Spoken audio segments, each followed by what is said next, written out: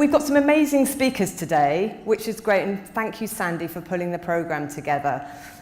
But of course, we've got a long way to go, haven't we, in terms of equality, diversity, inclusion in the country, in the NHS, at the Royal Free.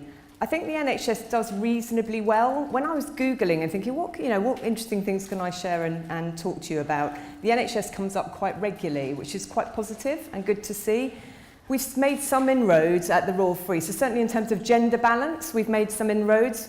10 years ago at the Royal Free, we had one female on the board executive at the Royal Free Hospital, and now it's a majority female. On the Royal Free site, 75% of our executives are female. But of course, we still need to make inroads in other areas, and we know we're not representative of our BME staff within the organisation at senior levels of the organisation. So there's still a long way to go. So why? Why is it important? And why wouldn't we do this? Well, of course, there are massive benefits. It helps us attract and retain best quality employees and staff, create more positive relationships, create greater productivity within our teams, increase and improve our performance, and create a more innovative and creative workforce. So there's nothing to argue with there. One final thing I wanted to say, I want to share a story with you that for me I thought gave positivity and hope for the future. So about 2 years ago, I was watching Grease. How many of you have seen the movie Grease? Stick your hand up. So you look of an age, many of you, that may have seen Grease. So I sort of forced that on my 2 children, and they actually really enjoyed it, which is good, because some things don't last the test of time. And I don't know if you remember the Rydale School dance. Do you remember that scene?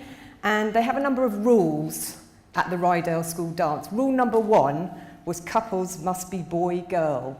And when this was announced as this rule, my 7-year-old said, "But Mummy, what about gay people?" I thought, yeah, we're really moving on in life, because actually I wouldn't have thought that as a 7-year-old. So that's good and positive. So I'm going to leave you with that story. I want you to have an amazing day. Enjoy it. It should be fun and interesting and all the things we want it to be. And I'm going to hand over to my colleague, Deborah Sanders. Thank you very much.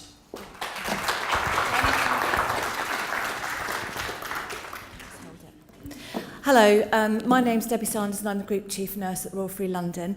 I'd like to echo Kate's welcome to you all. It's fantastic to see everybody here, and also to thank Sandy so much for organising this. Sandy, you've done a great job, I can tell already. So we're really thrilled to host the first conference here and to help us raise awareness and help us to improve the experiences of all our service users, patients and staff within the LGBT community. But actually, really importantly, to recognise the diversity and individuality of us all.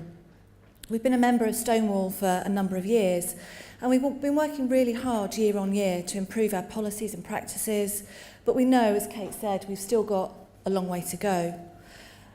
A long way to go to break down the barriers and stigma that people face in their everyday lives. There was a Stonewall health survey recently, which, for me, just shows us how far we still have to go. So that survey said that 1 in 8 LGBT people have experienced some form of unequal treatment from healthcare staff because they're LGBT. Almost 1 in 4, that's 23% of LGBT people, have witnessed discriminatory or negative remarks against LGBT people by healthcare staff. And in the last year alone, 6% have witnessed these remarks. That can't continue. 1 in 5, 19%, LGBT people don't disclose their sexual orientation when seeking general medical care, and this number rises to 40% of bi men and 29% of bi women. And this last statistic to me really shows what we have to do. 1 in 7, 14% of LGBT people have avoided treatment for fear of discrimination because they're LGBT. So that just shows how much more we have to do and why we think it's so important to have this conference today. Looking at the list of speakers that are here today looks fantastic, and I think with those speakers, your input, we'll have a real opportunity to listen, learn and work together to help make that change. You're going to hear some heartfelt stories and good practice that will give us the opportunity to discuss, network and change practices for the better. Kate and I both hope you really enjoy the day, but more importantly that you have something to take with you at the end to make a difference in your organisations too. Thank you.